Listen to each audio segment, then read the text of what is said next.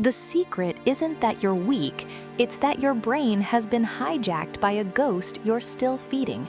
Every morning, millions of Americans wake up, reach for their phones, and lose a war before they've even brushed their teeth.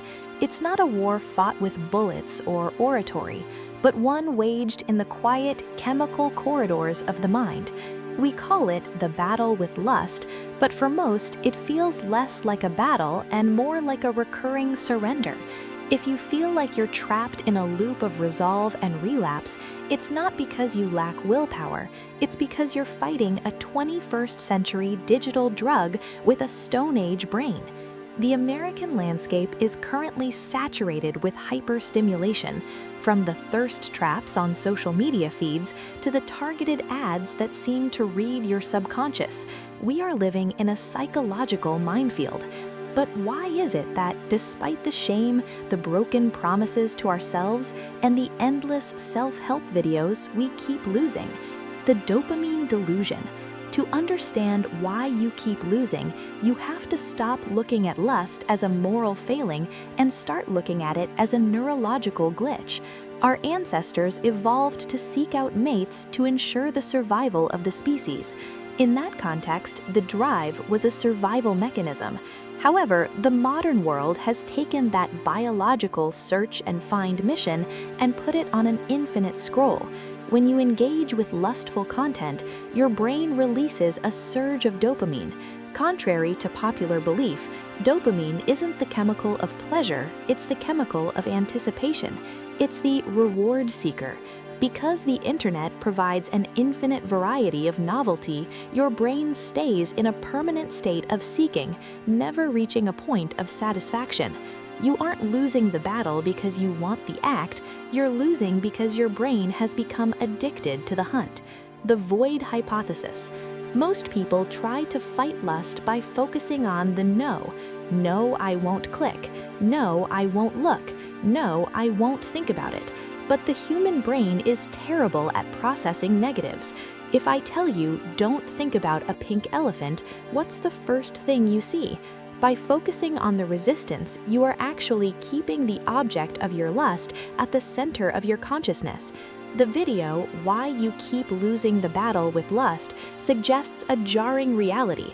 Lust is often a filler emotion. It rushes in to inhabit the spaces left by boredom, loneliness, anxiety, or a lack of purpose. If your life feels like a desert of meaningful connection, your brain will hallucinate an oasis of lust. You aren't losing because you're horny, you're losing because you're unfulfilled. Until you address the underlying hunger for intimacy or achievement, the junk food of lust will always be tempting. The architecture of rewiring. So how does the cycle break? It begins with understanding neuroplasticity. Your brain is like a forest. Every time you give in to a lustful impulse, you're carving a path through the undergrowth. The more you walk it, the wider and smoother that path becomes until it's a highway.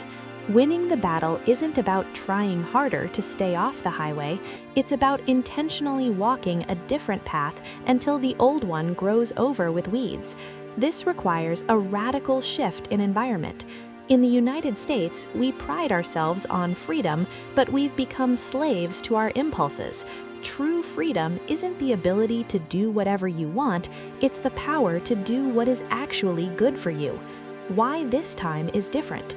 Most strategies fail because they are symptomatic. They try to cut the leaves off the weed while leaving the root intact. To win, you must demystify the urge. Recognize the itch for what it is, a chemical spike, not a personality trait. The 10-minute rule. Most neurological cravings peak and fade within 10 minutes. If you can bridge those 600 seconds, the beast goes back to sleep. Transmutation. Take that aggressive, seeking energy and channel it into a physical or creative outlet. There is a reason the gym bro archetype exists. It's the physical manifestation of moving energy from the loins to the limbs. The cost of the status quo. The reason this message is resonating across the country right now is that the stakes have never been higher. We are seeing a crisis of masculinity and a breakdown of genuine intimacy. When you lose the battle with lust, you don't just lose time, you lose your edge. You lose the ability to see people as humans rather than objects, and you lose the fire in the belly required to build a life of substance. The battle isn't about being a saint, it's about being sovereign. It's about being the master of your own house. Every time you resist, you aren't just saying no to a digital image, you're saying yes to your future self. You are reclaiming the dopamine that was meant to fuel your career, your relationships, and your legacy. You've been fighting this for years because you've been using the wrong weapons. You've been bringing a knife to a psychological drone strike. It's time to stop fighting the shadows and start turning on the light. The reason you keep losing is that you've been trying to suppress a fire instead of starving it of oxygen. The path to victory starts with a single realization. The monster only has the power you give it. Tomorrow morning, when you reach for that phone, remember you aren't just choosing a website, you're choosing who owns your mind. If you're ready to reclaim your focus and build a life of ironclad discipline, hit the subscribe button below. We're decoding the human mind one habit at a time, and you don't want to miss what's coming next.